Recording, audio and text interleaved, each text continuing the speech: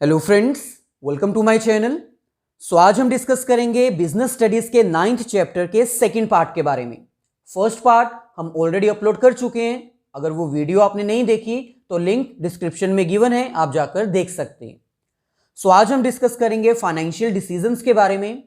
Financial decisions ऐसे decisions होते हैं जो बिजनेस के फाइनेंस से रिलेटेड होते हैं।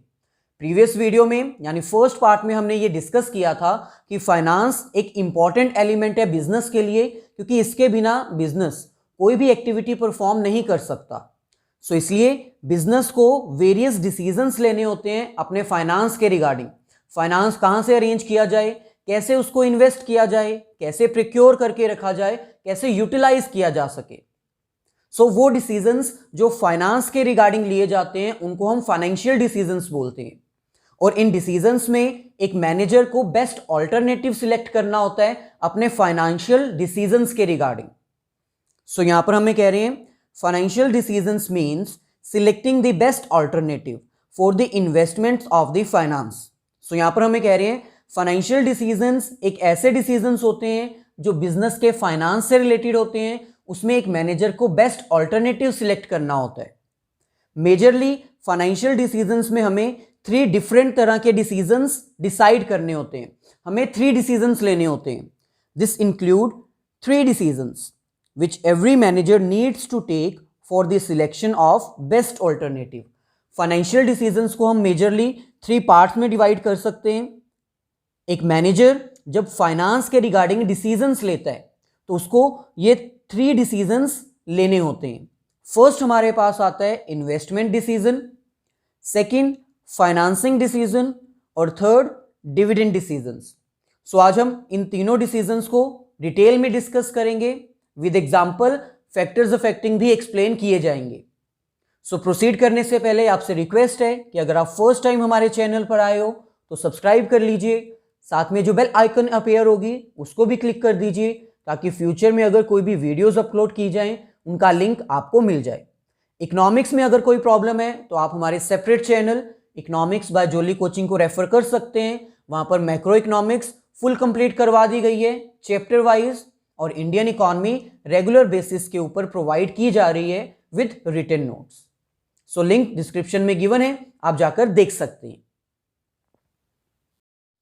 फाइनेंशियल डिसीजंस में से फर्स्ट डिसीजन जो एक मैनेजर को लेना होता है अपने फाइनेंस के रिगार्डिंग, वो है इन्वेस्टमेंट डिसीजन। नेम से ही क्लियर है, ये ऐसा डिसीजन है जिसमें एक मैनेजर ये डिसाइड करेगा कि उसके पास जो फंड्स हैं, जो उसके पास फाइनेंस अवेलेबल है, वो उसको कैसे इन्वेस्ट करे, कौन से सोर्स में इन्वेस्ट करे, ताकि उसको जो रिटर्न है वो ज्यादा जनरेट हो सके। Under this decision a manager needs to decide about how they are going to use their available fund for the investment over different assets. Investment decisions में एक मैनेजर को क्या करना होता है, ये डिसाइड करना होता है कि जो डिफरेंट सोर्सेज हैं, जो डिफरेंट ऑल्टरनेटिव्स हैं, उनमें से कौन सा ऑल्टरनेटिव बेस्ट है उसकी इन्वेस्टमेंट के लिए। अगर वो इन्वेस्टमेंट करना चाहे तो कौन सी एसेट्स में इन्वेस्ट करे ताकि फ्यूचर में उसको रेट ऑफ रिटर्न ज्यादा मिल सके। The investment decision is related to how the funds are invested in different assets so that they can earn highest possible return on their investment. कोई भी मैनेजर हो वो अपनी जो रिटर्न है वो हाईएस्ट अर्न करना चाहता ही है। ये एक मैनेजर की रिस्पॉन्सिबिलिटी है कि फाइनेंशियल डिसीजंस लेते हुए उसको ये डिसाइड करना है कि उसकी फर्म के पास, उसके बिजनेस के पास जितने फंड्स अवेलेबल है उसको कैसे यूज किया जाए, कैसे इन्वेस्ट किया जाए, ताकि वो हाईएस्ट पॉसिबल रिटर्न को अर्न कर सके। नेक्स्ट हमारे पास आते हैं types of investment decision. Investment decisions basically 2 types के हो सकते हैं। फर्स्ट हमारे पास आता है लॉन्ग टर्म इन्वेस्टमेंट डिसीजंस, और सेकंड हमारे पास आते हैं शॉर्ट टर्म इन्वेस्टमेंट डिसीजंस। जो लॉन्ग टर्म इन्वेस्टमेंट डिसीजंस होते हैं इनको हम और क्या बोल सकते हैं, capital budgeting decisions.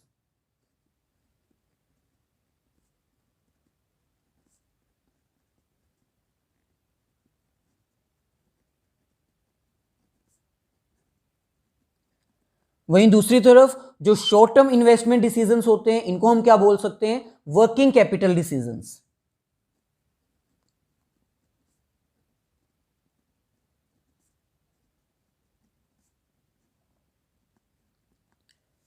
So investment को हम 2 टाइप्स में डिवाइड कर सकते हैं, वो डिसीजंस जो लॉन्ग टर्म इन्वेस्टमेंट के लिए करने होते हैं और वो डिसीजंस जो शॉर्ट टर्म इन्वेस्टमेंट के लिए करने होते हैं। लॉन्ग टर्म इन्वेस्टमेंट डिसीजंस करते हुए मैनेजर को बहुत ज्यादा ध्यान रखना होता है, क्योंकि ये डिसीजंस एक लाइफ चेंजिंग डिसीजंस होते हैं। इसमें जो इन्वेस्टमेंट की जाती है वो ह्यूज अमाउंट की होती है, बहुत बड़ी अमाउंट की होती है, और इस तरह की इन्वेस्टमेंट करने के बाद डिसीजंस हम वापस नहीं ले सकते। एक बार हमने इन्वेस्टमेंट कर दी तो वो अमाउंट या तो लॉस हो जाएगी या फिर हमें हाई रेट ऑफ रिटर्न वापस करेगी। क्योंकि लॉन्ग टर्म इन्वेस्टमेंट में हमारी जो इन्वेस्टमेंट का टेन्योर है वो लॉन्ग पीरियड का होता है, इसमें अमाउंट भी ज्यादा इंक्लूड होती है और ये इरिवर्सिबल इन नेचर होते हैं, वापस नहीं लिए जा सकते। इसलिए इनको इन्वेस्टमेंट करते हुए बहुत ही ज्यादा ध्यान रखना होता है एक बिजनेसमैन को। दूसरी तरफ शॉर्ट टर्म इन्वेस्टमेंट डिसीजंस ऐसे होते हैं जो शॉर्ट पीरियड के होते हैं, जो कि वर्किंग कैपिटल के अकॉर्डिंग हमें करने होते हैं। इट मींस हमें जब शॉर्ट टर्म डिसीजंस लेने हैं तो हमें यह ध्यान रखना है कि हमें वर्किंग कैपिटल चाहिए, डे टू डे एक्सपेंसेस करने के लिए बिजनेस के पास इतनी अमाउंट होनी चाहिए कि वो डेली के एक्सपेंसेस इंकर्ड कर पाए। उसके अकॉर्डिंग हमें शॉर्ट टर्म इन्वेस्टमेंट डिसीजंस लेने होते हैं। अगर लॉन्ग टर्म इन्वेस्टमेंट डिसीजंस की बात करें तो इसमें हमारे पास कौन से डिसीजंस आ सकते हैं, जैसे न्यू मशीनरी परचेज करनी है, न्यू बिल्डिंग परचेज करनी है, मॉडर्नाइजेशन करना है हमने अपनी बिजनेस को, या फिर हमने न्यू ब्रांच ओपन करनी है, अपने बिजनेस को एक्सपैंड करना है। ये वो सारे डिसीजंस हैं जो लॉन्ग टर्म में इंक्लूड होते हैं, और शॉर्ट टर्म में जो डेली लाइफ के एक्सपेंसेस होते हैं बिजनेस में वो इंक्लूड किए जाते हैं। नेक्स्ट हमारे पास आता है factors affecting capital budgeting decision. जब हम कैपिटल बजटिंग डिसीजंस लेते हैं, इट मींस जब हम लॉन्ग टर्म इन्वेस्टमेंट डिसीजंस लेते हैं तो हमें बहुत ज्यादा ध्यान रखना होता है। क्यों रखना होता है? क्योंकि ये लॉन्ग टर्म की इन्वेस्टमेंट होती है और ये लॉन्ग टर्म की इन्वेस्टमेंट में ह्यूज अमाउंट इन्वॉल्व होती है। यहां पर हमें कह रहे हैं long term investments are very important decisions for a business as it involves huge amount. क्योंकि इसमें अमाउंट ज्यादा इंक्लूडेड है, इसलिए इसको ध्यान से हमें इन्वेस्ट करना होता है फॉर अ लॉन्ग पीरियड, और ये इन्वेस्टमेंट लॉन्ग पीरियड की होती है और इसको हम इरिवर्सिबल इन नेचर बोलते हैं। इसको हम रिवर्स नहीं कर सकते। एक बार आपने डिसीजन ले लिया तो वो डिसीजन हो चुका है, अब आप उसको कन्वर्ट नहीं कर सकते। We need to evaluate every alternative before choosing a one. अपनी अमाउंट इन्वेस्ट करने से पहले हमें हर एक ऑल्टरनेटिव को इवेल्युएट करना होगा। हमें उसके नेगेटिव और पॉजिटिव पॉइंट्स फाइंड आउट करने होंगे, जिसके सबसे ज्यादा पॉजिटिव पॉइंट्स होंगे हम उसमें इन्वेस्ट करेंगे। यहां पर हमें factors affecting capital budgeting decisions को रीड करना है। ऐसे कौन से फैक्टर्स हैं जो हमारे इन्वेस्टमेंट डिसीजन को चेंज कर सकते हैं? इसमें फर्स्ट हमारे पास आता है cash flow of the project. Simple है, अगर आप किसी भी प्रोजेक्ट में इन्वेस्टमेंट करते हो तो आपको फर्स्ट ऑफ ऑल यही डिसाइड करना होता है कि उस प्रोजेक्ट से कैश फ्लो कितना आ रहा है। अगर कैश फ्लो ज्यादा है as compare to cash outflow तब आप उसमें इन्वेस्ट करोगे, लेकिन अगर कैश आउटफ्लो ज्यादा है, इनफ्लो कम है, तो कोई भी पर्सन उसमें इन्वेस्ट नहीं करेगा। आउटफ्लो और इनफ्लो का मतलब क्या होता है यहां पर हम क्लियरली मेंशन कर देते हैं। एक प्रोजेक्ट हमारे पास है जिसका नाम है प्रोजेक्ट ए। इसमें अगर मैं आज इन्वेस्टमेंट करता हूं तो मेरी अमाउंट जो इस वक्त लगेगी वो है 20,000। 20,000 मेरी कॉस्ट है। इस अमाउंट को हम इन्वेस्टमेंट बोलते हैं। मेरे को 20,000 इन्वेस्ट करना होगा इस प्रोजेक्ट में, लेकिन फ्यूचर को अगर मैं इवेल्युएट करूं तो फ्यूचर डेट में मेरे को अमाउंट कितनी रिसीव हो रही है 60,000, जो कि मेरी इन्वेस्टमेंट की अमाउंट से ज्यादा है। इट मींस ए प्रोजेक्ट मेरे अकॉर्डिंग अभी के लिए ठीक है। ऐसे ही सेकंड प्रोजेक्ट मेरे पास है, इसमें इन्वेस्टमेंट अमाउंट 20,000 है लेकिन इनकम 70,000 है। और थर्ड प्रोजेक्ट सी, जिसमें इन्वेस्टमेंट तो 10,000 है, यानी 10,000 मेरे को कॉस्ट लगेगी लेकिन रिटर्न मेरे को 5,000 है। जितने भी मेरे पास प्रोजेक्ट्स हैं सभी को मेरे को इवेल्युएट करके ये फाइंड आउट करना होगा कि सबकी कैश फ्लो पोजीशन कैसी है। फर्स्ट प्रोजेक्ट मेरे लिए ठीक है क्योंकि इसमें मेरे को 40,000 की इनकम हो रही है। बी प्रोजेक्ट और भी ज्यादा अच्छा है क्योंकि इसमें मेरे को 50,000 की इनकम हो रही है। सी प्रोजेक्ट मेरे लिए बिल्कुल भी अच्छा नहीं है क्योंकि इसमें मेरा लॉस हो रहा है। 10,000 इन्वेस्ट करने के बाद मेरे को सिर्फ 5,000 ही रिसीव हो रहा है। इसके अकॉर्डिंग मेरे को बी प्रोजेक्ट ही सिलेक्ट करना चाहिए। सो ये थी कैश फ्लो पोजीशन। प्रोजेक्ट की कैश फ्लो को अंडरस्टैंड करना, उसके अकॉर्डिंग हमें चूज करनी है बेस्ट। नेक्स्ट हमारे पास आता है the rate of return. Rate of return simple है, कोई भी पर्सन हो इन्वेस्टमेंट करने से पहले ये फाइंड आउट करेगा ही कि जिस प्रोजेक्ट में मैं इन्वेस्टमेंट कर रहा हूं उसमें रेट ऑफ रिटर्न क्या है। इसमें भी सिंपल एग्जांपल ले लेते हैं ताकि आपको हेल्प हो जाए। प्रोजेक्ट ए और प्रोजेक्ट बी। प्रोजेक्ट ए में इंटरेस्ट रेट जो मेरे को रिटर्न मिलता है 10% है और बी में 12% है, और एक सी प्रोजेक्ट भी है जिसमें 15% मेरा इंटरेस्ट रेट है, यानी मेरे को रेट ऑफ रिटर्न इतना मिल रहा है। सो इसके अकॉर्डिंग अगर देखा जाए तो प्रोजेक्ट सी को मैं सिलेक्ट करूंगा क्योंकि उसमें मेरे को सबसे ज्यादा रेट ऑफ रिटर्न मिल रहा है। लेकिन अब यहां पर आपको यह भी ध्यान रखना होगा कि जितना ज्यादा रिटर्न होता है उतना ही रिस्क भी इन्वॉल्व होता है। सो अभी हमने रिस्क की बात यहां पर नहीं की, अभी हम नॉर्मल रेट ऑफ रिटर्न बात कर रहे हैं विदाउट एनी रिस्क। सो 15% सबसे ज्यादा है, इसलिए सी प्रोजेक्ट को हम सिलेक्ट कर लेंगे। लास्ट हमारे पास आता है द इन्वेस्टमेंट क्राइटेरिया इन्वॉल्व। अब आपको यह पता होना चाहिए किसी भी प्रोजेक्ट में इन्वेस्टमेंट करने से पहले आपको बहुत सारी कैलकुलेशंस करनी होती हैं जिनको हम कैपिटल बजटिंग टेक्निक्स बोलते हैं। सो वो सारी टेक्निक्स अप्लाई करने के बाद आपको प्रॉपरली ये फाइंड आउट करना होता है कि कौन सा प्रोजेक्ट आपके लिए बेस्ट है। सो यहाँ पर वो आपको टेक्निक्स तो नहीं यूज करनी, वो टेक्निक्स आपको एक्सप्लेन भी नहीं करनी, बस आपको इतना मेंशन कर देना है कि टेक्निक्स अप्लाई करने के बाद, कैपिटल बजटिंग की टेक्निक्स अप्लाई करने के बाद जिसका रिजल्ट पॉजिटिव आएगा हम उसको सिलेक्ट करेंगे। सो यहाँ पर आपको टेक्निक्स मेंशन नहीं करनी है, बस इतना बता देना है कि कुछ कैपिटल बजटिंग टेक्निक्स होती हैं जिनको हम इन्वेस्टमेंट क्राइटेरिया में इन्वॉल्व करते हैं, अपनी कैलकुलेशंस में इन्वॉल्व करते हैं और फाइनल रिजल्ट उसके अकॉर्डिंग हम सिलेक्ट करते हैं। नेक्स्ट हमारे पास आता है फाइनेंसिंग डिसीजन। नेम से ही क्लियर है, ये एक ऐसा डिसीजन है जिसमें एक मैनेजर ये डिसाइड करेगा कि जो हमारे पास फंड अरेंज होगा वो कहां से अरेंज करें, फाइनेंस कहां से रेज करें। सो जैसे इन्वेस्टमेंट डिसीजन था उसमें मीनिंग से ही क्लियर था, वर्ड से ही क्लियर था कि मैनेजर को एक ऐसा डिसीजन लेना है कि इन्वेस्टमेंट कहां पर की जाए, कहां अपने फंड्स यूज किए जाएं। लेकिन यहां पर क्या है, फाइनेंसिंग डिसीजन। यहां पर मैनेजर को यह डिसाइड करना होगा कि फाइनेंस कहां से अरेंज किया जाए, कहां से हम अपना लोन रेज करें। सो यहां पर हमें कह रहे हैं under this decision we need to identify the best source of raising the long term finance. So इसमें एक मैनेजर को ये आइडेंटिफाई करना होगा कि कौन सा बेस्ट सोर्स हो सकता है फाइनेंस रेज करने के लिए। सो फर्स्ट डिसीजन में हमने ये डिसाइड किया था कि एक मैनेजर जो है वो ये डिसाइड करेगा कि इन्वेस्टमेंट कैसे की जाए, कौन सा बेस्ट सोर्स है, कौन सा बेस्ट ऑल्टरनेटिव है इन्वेस्टमेंट करने के लिए। लेकिन इन्वेस्टमेंट करने के लिए फर्स्ट ऑफ ऑल उसके पास फंड होना चाहिए। सो इसलिए मैनेजर को फाइनेंसिंग डिसीजन भी लेना होगा, उसको इन्वेस्टमेंट करने के लिए फंड भी अरेंज करना होगा। सो ये वही डिसीजन है जिसमें एक मैनेजर फंड रेज करता है, और फंड रेज करने के लिए उसके पास डिफरेंट सोर्सेज होते हैं। So the financing decision is related to quantity of finance to be raised from various long term sources. So financing decision एक ऐसा डिसीजन है जिसमें मैनेजर ये डिसाइड करेगा कि कितनी क्वांटिटी में हमें फाइनेंस रेज करना है। Quantity means how much, 10 lakh, 20 lakh, 1 crore, कितनी अमाउंट हमें चाहिए अपने बिजनेस को रन करने के लिए, बिजनेस की एक्टिविटीज को परफॉर्म करने के लिए। So the financing decision is related to quantity of finance to be raised from various long term sources. अब यहां पर लॉन्ग टर्म सोर्सेज की ही बात कही जा रही है, शॉर्ट टर्म के रिगार्डिंग आपको वर्किंग कैपिटल में एक्सप्लेन किया जाएगा। So long term source arrange करने के लिए बेसिकली हमारे पास 2 सोर्सेज अवेलेबल होते हैं। इसमें फर्स्ट हमारे पास आता है शेयर होल्डर्स फंड और सेकंड हमारे पास आता है बोरोड्स फंड। आई होप इनका मीनिंग आपको क्लियर होगा। शेयर होल्डर्स फंड हम इनको और क्या कह सकते हैं, ओन्ड फंड्स।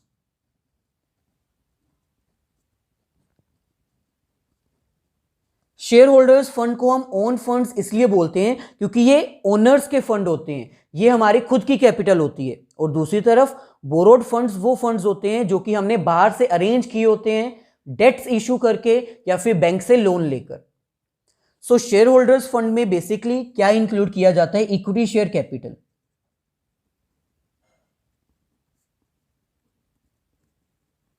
या फिर हम इसमें प्रेफरेंस शेयर कैपिटल भी इंक्लूड कर सकते हैं, और इसके साथ ही इसमें रिजर्व्स भी इंक्लूड किए जाते हैं।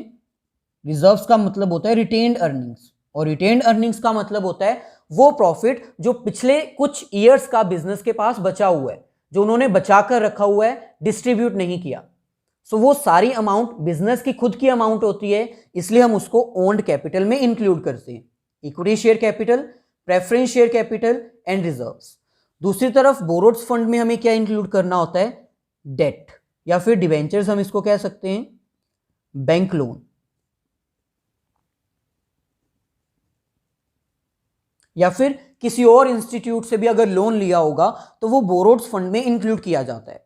अब मैनेजर को क्या करना है? फाइनेंसिंग डिसीजन में ये डिसाइड करना है कि उसको फंड्स कहां से अरेंज करने हैं, शेयर होल्डर्स फंड से या बोरोड फंड से, या फिर थर्ड ऑप्शन उसके पास ये भी है कि कुछ अमाउंट शेयर होल्डर्स फंड से वो अरेंज करे और कुछ अमाउंट वो बोरोड फंड से अरेंज करे।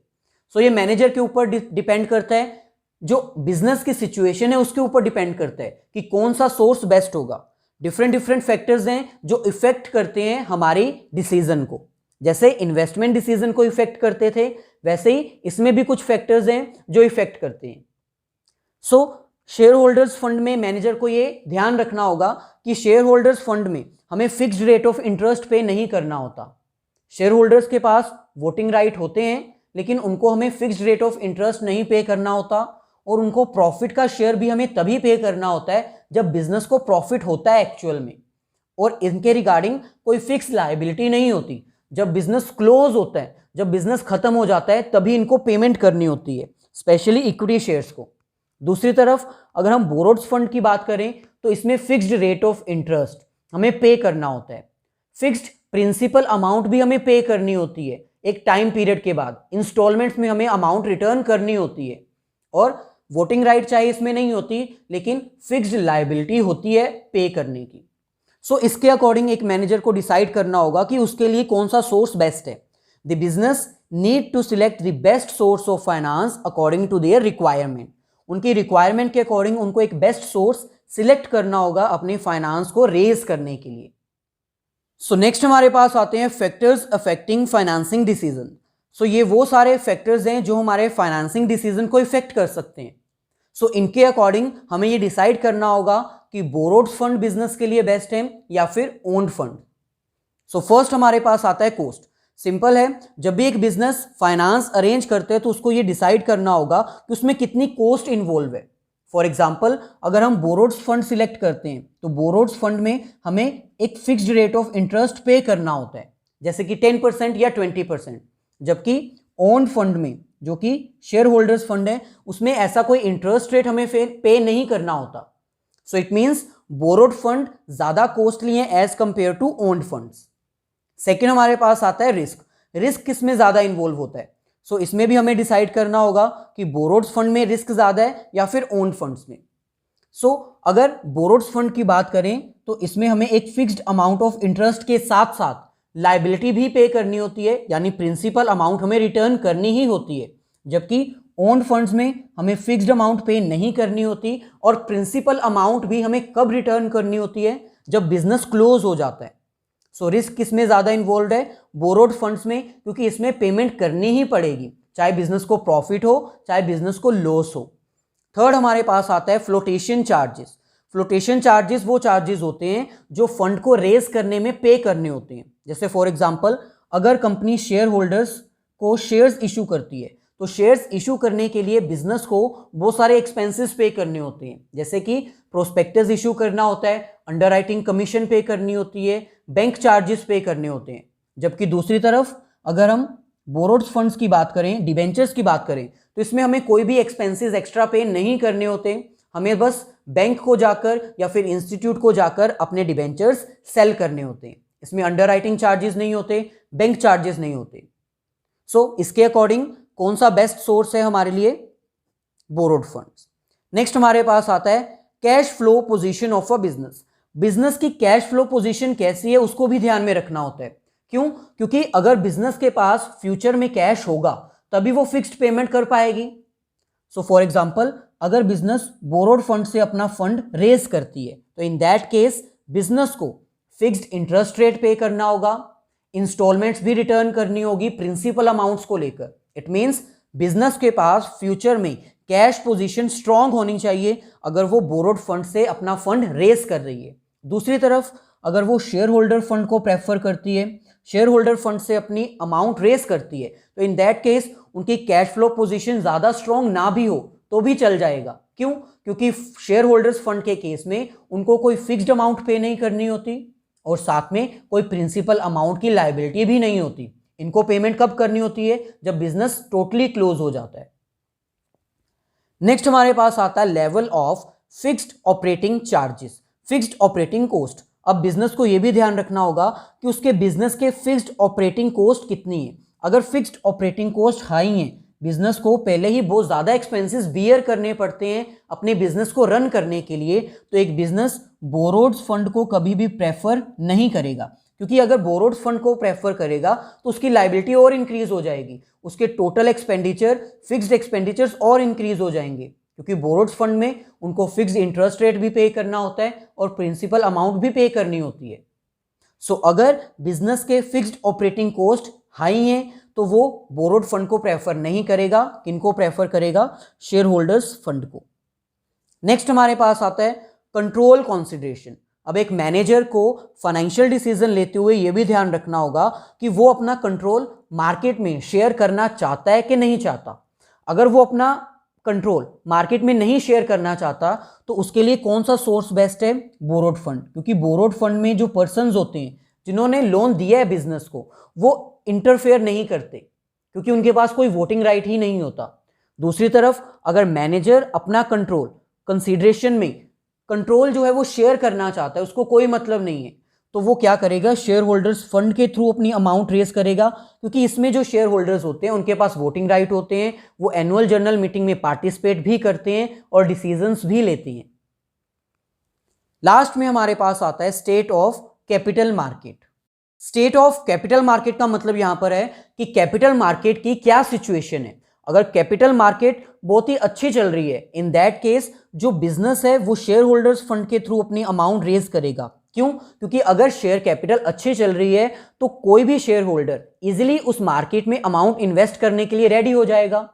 सो अगर कोई भी इन्वेस्टर इजीली अपनी अमाउंट इन्वेस्ट कर सकता है, इट मींस बिजनेस को अपना सोर्स ऑफ फाइनेंस इजीली मिल जाएगा। दूसरी तरफ अगर स्टेट ऑफ कैपिटल मार्केट अच्छी नहीं चल रही है, कैपिटल मार्केट की सिचुएशन मार्केट में डाउन चल रही है, तो कोई भी शेयर होल्डर अपनी अमाउंट इन्वेस्ट नहीं करेगा क्योंकि उसको पता है कि शेयर मार्केट डाउन चल रही है।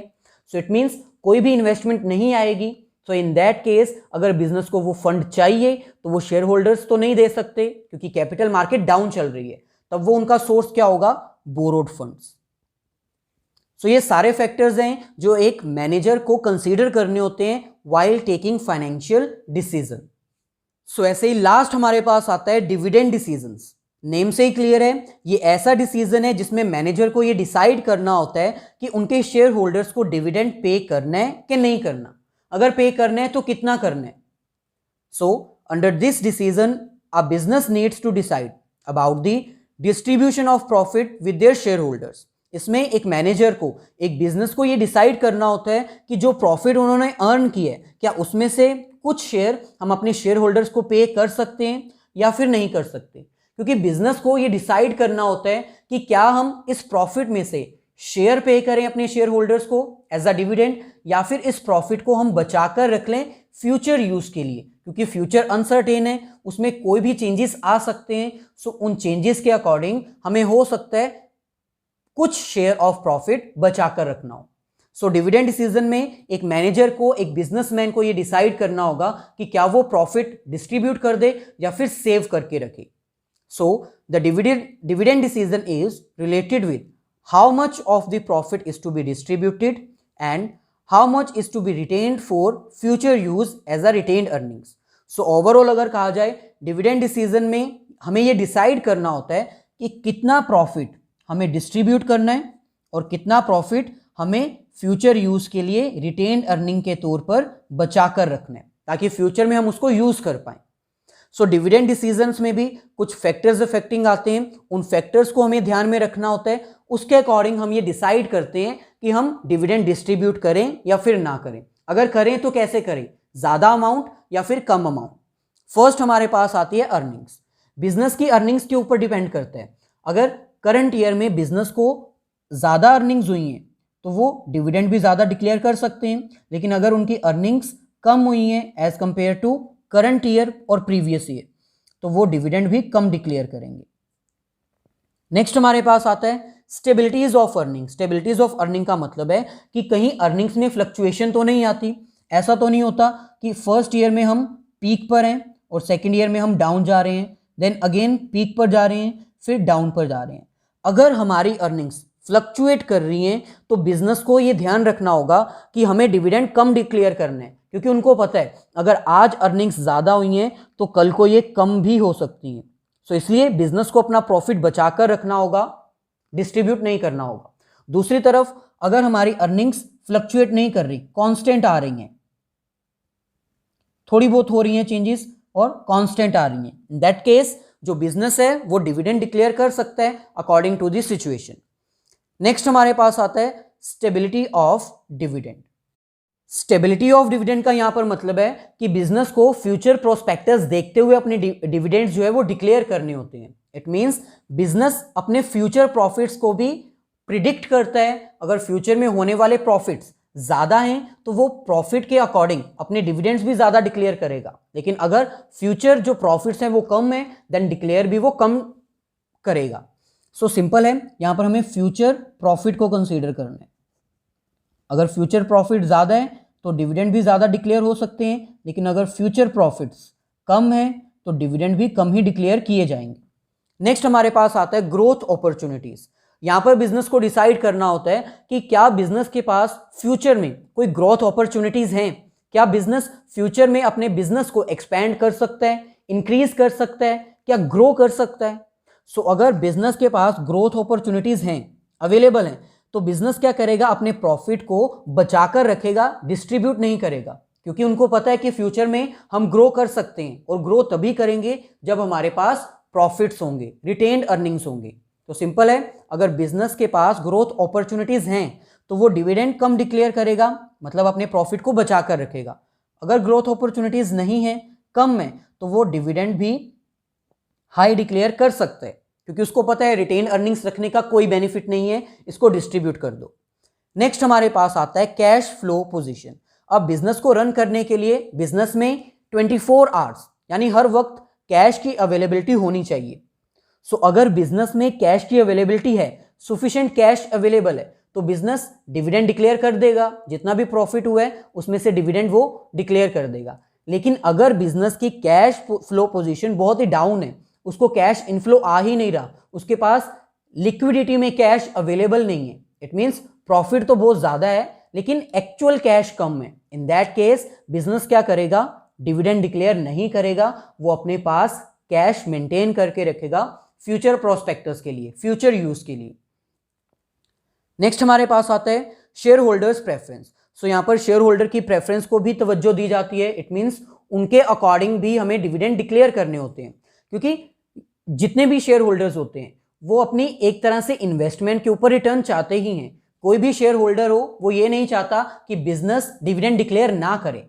सो उनकी प्रेफरेंस भी देखी जाती है। अगर उनकी प्रेफरेंस हाई हो जाती है डिविडेंड को लेकर, उनको एक फिक्स्ड सोर्स ऑफ इनकम चाहिए ही चाहिए, तब बिजनेस को डिविडेंड डिक्लेयर करना पड़ता है। लेकिन अगर कोई फिक्स्ड सोर्स ऑफ इनकम उनको नहीं चाहिए, देन एट दैट केस उनकी प्रेफरेंस क्या होगी, डिविडेंड ना डिक्लेयर किया जाए। सो शेयर होल्डर की प्रेफरेंस के अकॉर्डिंग डिविडेंड डिक्लेयर किया जाता है। नेक्स्ट हमारे पास आती है टैक्सेशन पॉलिसी। अब आपको यह पता होना चाहिए कि डिविडेंड्स के ऊपर जो टैक्स चार्ज किया जाता है उसको कौन पे करता है, बिजनेस। इट मींस बिजनेस ने जो प्रॉफिट अर्न किया उसमें से जो डिविडेंड पे करना होता है, गवर्नमेंट पहले क्या करती है, उस डिविडेंड में से टैक्स डिडक्ट करती है। टैक्स डिडक्ट करने के बाद जो अमाउंट बच जाती है वो शेयर होल्डर्स को देनी होती है। सो टैक्सेशन पॉलिसी के ऊपर डिपेंड करता है कि बिजनेस डिविडेंड डिक्लेयर करेगा या फिर नहीं करेगा।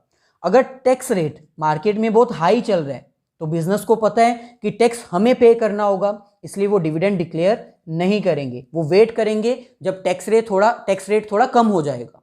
दूसरी तरफ अगर टैक्स रेट कम है तब बिजनेस डिविडेंड डिक्लेयर कर देगा, क्योंकि उसको पता है अभी टैक्स रेट कम चल रहा है, हमें कम लायबिलिटी पे करनी होगी, हमारे एक्सपेंसेस कम हो जाएंगे, इसलिए वो जब टैक्स रेट कम होता है तब वो डिविडेंड डिक्लेयर कर देते हैं।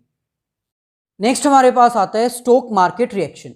अब स्टॉक मार्केट की रिएक्शन को ध्यान में रखते हुए भी बिजनेस को ये डिसाइड करना होता है कि क्या वो डिविडेंड डिक्लेयर करें या फिर ना करें, क्योंकि सिंपल है, अगर वो डिविडेंड डिक्लेयर करते हैं तो उसकी वजह से स्टॉक जो है मार्केट में, स्टॉक मार्केट की वैल्यू जो है वो इंक्रीज हो जाती है। इट मींस उनके मार्केट में शेयर्स की वैल्यू इंक्रीज हो जाएगी। सो अगर एक मैनेजर, एक बिजनेस ये चाहता है कि मार्केट में उनकी शेयर की वैल्यू इंक्रीज हो जाए, उनकी बिजनेस की वैल्यू इंक्रीज हो जाए, तो वो डिविडेंड डिक्लेयर करेंगे। लेकिन अगर वो चाहते हैं कि मार्केट में हमारे शेयर्स की वैल्यू इंक्रीज डिक्रीज ना हो, कोई चेंज ना आए, तब वो डिविडेंड डिक्लेयर नहीं करेंगे, उसको रिटेन अर्निंग्स के तौर पर बचा कर रख लेंगे। तो सिंपल है, डिपेंड करता है स्टॉक मार्केट रिएक्शंस के ऊपर कि हमारे डिविडेंड डिक्लेयर करने से स्टॉक मार्केट कैसे रिएक्ट करती है। अगर ये पॉजिटिव रिएक्ट करती है तो एक बिजनेस जो है वो डिविडेंड डिक्लेयर करेगा ताकि उसकी मार्केट में वैल्यू, उसके शेयर्स की वैल्यू इंक्रीज हो जाए। नेक्स्ट हमारे पास आता है access to the capital market. Simple है, अगर एक बिजनेस को फाइनेंस रेज करना है कैपिटल मार्केट से, तो उसके लिए access to the capital market बहुत इंपॉर्टेंट है। इट मींस वो कौन से वे से कैपिटल मार्केट में पहुंच सकता है कैपिटल रेज करने के लिए। सो अगर एक बिजनेसमैन कैपिटल रेज करना चाहता है कैपिटल मार्केट से, स्टॉक मार्केट से, तो उसको डिविडेंड डिक्लेयर करना होगा ताकि मार्केट में उसके शेयर्स की वैल्यू इंक्रीज हो और वो जो फंड रेज करेगा वो अच्छे अमाउंट में मिल सके। और बेसिकली ये कौन सी ऑर्गेनाइजेशंस करती हैं? बड़ी ऑर्गेनाइजेशंस जो इजीली मार्केट में पहुंच सकती हैं और शेयर्स की वैल्यू इंक्रीज करने के बाद अपना लोन रेज कर सकती हैं। नेक्स्ट हमारे पास आता है लीगल कॉन्स्ट्रेंट्स। सो बहुत सारे लीगल कॉन्स्ट्रेंट्स होते हैं, बहुत सारे रूल्स एंड रेगुलेशंस होते हैं जो कि गवर्नमेंट के द्वारा अप्लाई किए जाते हैं, उसके अकॉर्डिंग भी हमें डिविडेंड डिक्लेयर करना होता है। लास्ट में हमारे पास आता है कॉन्ट्रेक्चुअल कॉन्स्ट्रेंट्स। कॉन्ट्रेक्चुअल कॉन्स्ट्रेंट्स का यहां पर मतलब है कि अगर हम फंड शेयर होल्डर से भी अरेंज करते हैं और बोरोड फंड से भी अरेंज करते हैं, तो बोरोड फंड्स में जब हम फंड अरेंज करते हैं, यानी आउटसाइडर से हम जब फंड अरेंज करते हैं, तो उन आउटसाइडर पार्टी के साथ हमें एक कॉन्ट्रैक्ट एंटर करना होता है और उस कॉन्ट्रैक्ट के अकॉर्डिंग भी हमें डिविडेंड डिक्लेयर करना होता है। कॉन्ट्रैक्ट में क्लियरली मेंशन किया जाता है कि कब आप डिविडेंड डिक्लेयर कर सकते हो, कौन सी सिचुएशन में करना है, कौन सी पोजीशन में करना है और कौन सी पोजीशन में आपने डिविडेंड डिक्लेयर नहीं करना। सो अगर आपने किसी आउटसाइडर से लोन रेज किया है और उसके साथ अगर आपने कॉन्ट्रैक्ट भी किया है, तो उसमें बहुत सारी कॉन्स्ट्रेंट्स होती हैं, बहुत सारी रिस्ट्रिक्शंस होती हैं, उसके अकॉर्डिंग भी हमें डिक्लेयर करना होता है डिविडेंड। सो लास्ट में यहां पर हम कह सकते हैं, so in conclusion we can say that all these three are major financial decisions which help a manager to select best source of raising finance, best alternative of investment, best alternative of investing the business fund and dividend policy. So financial decision in conclusion में हम ये कह सकते हैं, एक ऐसा decision है जिसमें मैनेजर को 3 डिसीजंस लेने होते हैं। फर्स्ट डिसीजन आता है फाइनेंस को रेज करने के रिगार्डिंग कि वो कौन से सोर्स से अपना फाइनेंस रेज करेगा। रेज करने के बाद वो कौन से ऑल्टरनेटिव में, कौन से बेस्ट ऑल्टरनेटिव में अपना फाइनेंस इन्वेस्ट करेगा और इन्वेस्ट करने के बाद जो रेट ऑफ रिटर्न आएगा वो उसको कैसे डिवाइड करेगा। सो यहां पर आपको ध्यान रखना है कि अगर क्वेश्चन आपको फाइनेंशियल डिसीजंस आते हैं तब आपको तीनों ही पॉइंट्स एक्सप्लेन करने होंगे विद फैक्टर्स अफेक्टिंग। लेकिन अगर आपको फाइनेंसिंग डिसीजन आ जाता है, ये हमारा कौन सा डिसीजन है? फाइनेंसिंग डिसीजन, तो आपने कंफ्यूज नहीं होना। फाइनेंशियल डिसीजन में तीनों पॉइंट्स एक्सप्लेन करने हैं और फाइनेंसिंग डिसीजन में सिर्फ ये हमारा एक ही पॉइंट आता है जो हमारा सेकंड डिसीजन था। सो कंफ्यूज नहीं होना, फाइनेंशियल और फाइनेंसिंग माइन्यूट सा डिफरेंस है। Financial decision, financing decision. Financial decision में आपने तीनों पॉइंट्स को एक्सप्लेन करना है, इन्वेस्टमेंट डिसीजन, फाइनेंसिंग डिसीजन और डिविडेंड डिसीजन। जबकि फाइनेंसिंग डिसीजन अगर आता है, फाइनेंसिंग डिसीजन, तब आपको सिर्फ यही एक्सप्लेन करना है। आई होप ये वीडियो आपको हेल्प करेगी अपने फाइनेंशियल डिसीजंस के रिगार्डिंग। अगर वीडियो अच्छी लगी है तो प्लीज़ सभी फ्रेंड्स के साथ शेयर कर दीजिए, लाइक कर दीजिए। अगर कोई क्वेश्चन है तो आप कमेंट करके पूछ सकते हैं।